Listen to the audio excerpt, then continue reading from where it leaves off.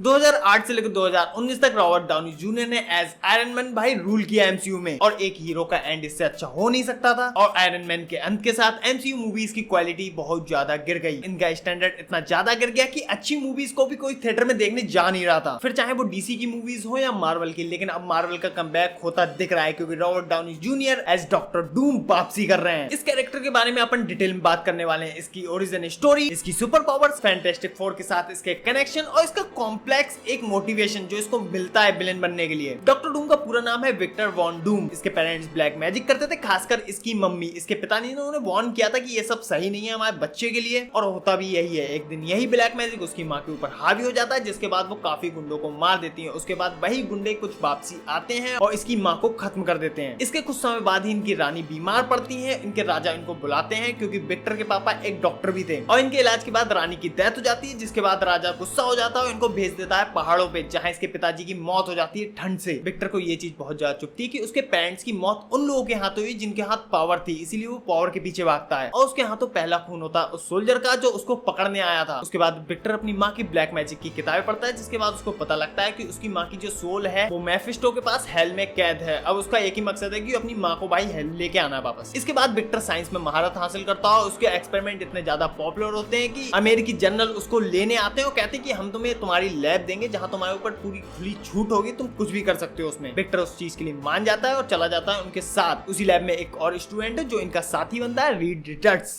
भाई तुम सही समझे, फैंटास्टिक फोर। यहीं रहते हुए डॉक्टर डूम एक ऐसी टाइम मशीन बनाता है जो पास्ट फ्यूचर के साथ साथ हेल में भी जा सकती है। फिर क्या है भाई, डॉक्टर डूम बैठता है, पहुंच जाता है हेल। ये हेल पहुंचता है, अपनी माँ से कन्वर्सेशन कर रहा होता है। मेफिस्टो की नजर इसके ऊपर पड़ती है, वो इसको मारने ही वाला होता है, तभी विक्टर की टाइम मशीन जो है कुछ गड़बड़ा जाती है और उसमें ब्लास्ट हो जाता है। जिसके बाद उसका आधा चेहरा बेकार हो जाता है और उसके पास रह जाती है कुछ उसकी माँ की यादें। और इसी इंसिडेंट के बाद उसको लैब से निकाल देते हैं। जिसके बाद वो पहुंचता है तिब्बत, जहां वो एशियन गुरु से भाई मैजिक की वो लेता है, जहां वो एशियन गुरुओं से मैजिक सीखता है। तुम सही समझे भाई, डॉक्टर स्ट्रेंज वाला कनेक्शन।